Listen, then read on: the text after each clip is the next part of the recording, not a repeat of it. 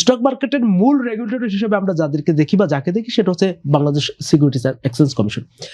তার সিদ্ধান্তগুলো কি আপনাদের সঙ্গে, অর্থাৎ যারা মার্কেট এর সঙ্গে জড়িত তাদের সঙ্গে কথা বলে কখনো সিদ্ধান্ত তারা নেয়? আপনার অভিজ্ঞতা কি বলছে?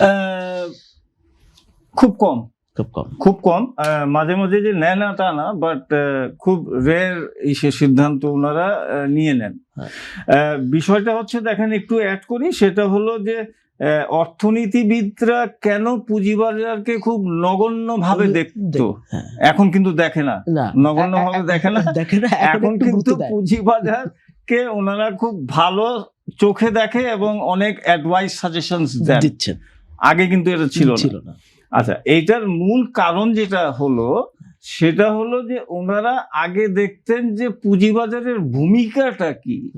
এখন ওনারা রিয়ালাইজ করেন যে এই যে বড় বড় লোন এবং যে টাকা উত্তোলন করে বড় বড় পুঁজি, এইটা পুঁজিবাজার থেকে আসতে হবে, এবং যে কারণে এই ব্যাংকসগুলো মানে খারাপ সিচুয়েশনে চলে গেছে, দেউলিয়া অবস্থায় চলে গেছে। এক্সট্রিম মশার কয়েল প্ল্যান্ট ফাইবার দিয়ে তৈরি, তাই সহজে ভাঙে না, সুগন্ধিযুক্ত ও নিরবিচ্ছিন্নভাবে জ্বলে। ডেঙ্গু, চিকুনগুনিয়া বাহি সহ যে কোনো মশার বিরুদ্ধে দেয় এক্সট্রিম সুরক্ষা। কারণ এই ব্যাংকগুলোর ব্যাড লোন গুলো হয়েছে কিন্তু এইসব কারণে, যেটা পুঁজিবাজার থেকে উত্তোলন করা হবে সেই কাজটা ব্যাংকস গুলো এতদিন করেছে। সো এইটার ইম্পর্টেন্সটা ওনাদের কাছে খুব বেশি বোঝা যায় না। এখন যখন ব্যাংকস গুলো এই সিচুয়েশনে চলে আসছে, তখন ওনারা বুঝতে শুরু করেছে যে এটা তো অর্থনীতির উপরে বিশাল একটা ইম্প্যাক্ট আনে।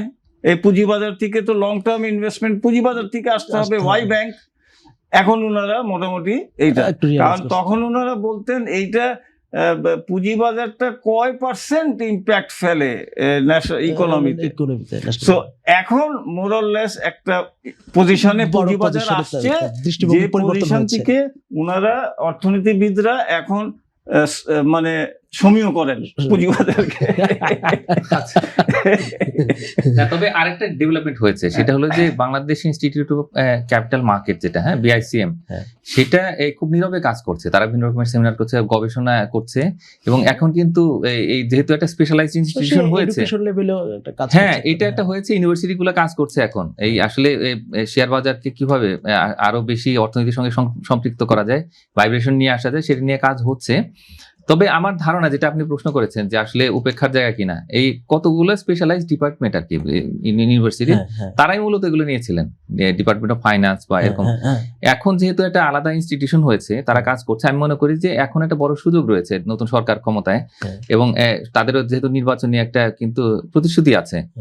তো আমি মনে করি যে এখনই আসলে সময়, যে যারা অলরেডি এই মার্কেটে অভিজ্ঞ, যে ভাইয়ের মতো যে যারা দীর্ঘদিনের অভিজ্ঞতা নিয়ে আছেন, তাদেরও তো আমরা নেতৃত্বের পর্যায়ে দেখতে চাই এই রেগুলেটর হিসেবে। এটা একটা। আরেকটা হচ্ছে যে আসলে আমাদের তো অভিজ্ঞতা ভালো মন্দ যা হওয়ার হয়েছে, কম কিন্তু হয়নি আমাদের পুঁজিবাজারের বয়স, এবং আমরা মোটামুটি সবাই একমত যে পুঁজিবাজারের যে আসলে ভূমিকা থাকার কথা ছিল সেটা কিন্তু তারা এখন পালন করতে পারে না বিভিন্ন কারণে, এবং ব্যাংকগুলো কিন্তু একটা বড় চাপের মধ্যে আছে, কিন্তু এই পুঁজিবাজার ঠিক মতো দাঁড়াতে পারছে না এটার জন্য, এবং অর্থনীতিতে কিন্তু তাদের ভূমিকা আরো অনেক শক্ত হতে পারতো, গভীর হতে পারতো। তো সেইগুলা এখন কিন্তু আবার করতে হবে, মানে এটা পরিষ্কার, এবং তার জন্য যে গবেষণা প্রয়োজন, অর্থনীতিবিদদের এখানে সংযুক্ত হওয়া দরকার, তাদের অভিজ্ঞতা দিয়ে, তাদের চিন্তা দিয়ে তারা এটাকে বলবেন।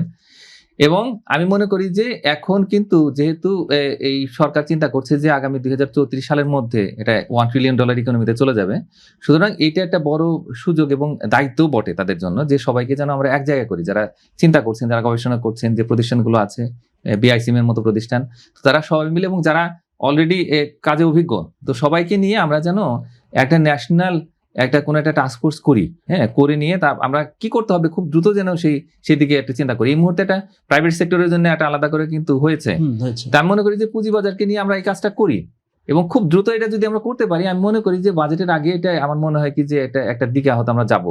তো এখন এইটা তাড়াতাড়ি করাটা আমি মনে করি যে এটা এই সরকারের একটা বড় দায়িত্ব।